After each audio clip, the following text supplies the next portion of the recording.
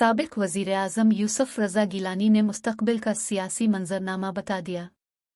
तफ़सीलात के मुताबिक लोधरा में मीडिया से गुफ्तगू करते हुए यूसुफ रज़ा गिलानी ने इमरान खान को तनक़ीद का निशाना बनाया और कहा, इमरान खान बात करना चाह रहे हैं तो गैर मशरूत बैठे ताका रास्ता निकले। जब इमरान खान ने इलेक्शन कराने का हमारा मुतालबा न माना था तो हम कैसे माने। उन्होंने दावा किया कि इमरान खान असेंबलियां तोड़ने का रिस्क नहीं लेंगे। उन्हें मालूम है कि असेंबलियां तोड़ेंगे तो 2 सूबों में इलेक्शन होंगे, जबकि हकीकत यह है कि जो वज़ीर आला एक FIR दर्ज नहीं करा सका वो असेंबली कैसे तोड़ेगा। PPP रहनुमा का कहना था कि साबिक वज़ीर आज़म का झूठ पर मबनी बयानिया एक्सपोज हो चुका है। इमरान खान की गलत फहमी है कि इलेक्शन हुए तो 2/3 अक्सरियत मिलेगी।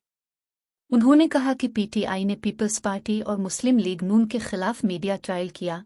जब इनकी बारी आई है तो कहते हैं फौरी इलेक्शन हो जाए। हमने छोटे छोटे केसेस में 10-10 साल कैद भुगती है, जबकि उनके तो बड़े केसेस हैं, इसलिए खौफजदा हैं और फौरी इलेक्शन चाहते हैं।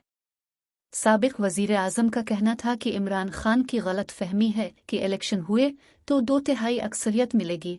हमारी इत्तेहादी जमात अपने अपने इलाकों में बड़ी बासर हैं, आइंदा भी मखलूत हुकूमत बनेगी। मज़ीद खबरों और अपडेट्स के लिए हमारे पेज दर हकीकत TV का विजिट करें। शुक्रिया।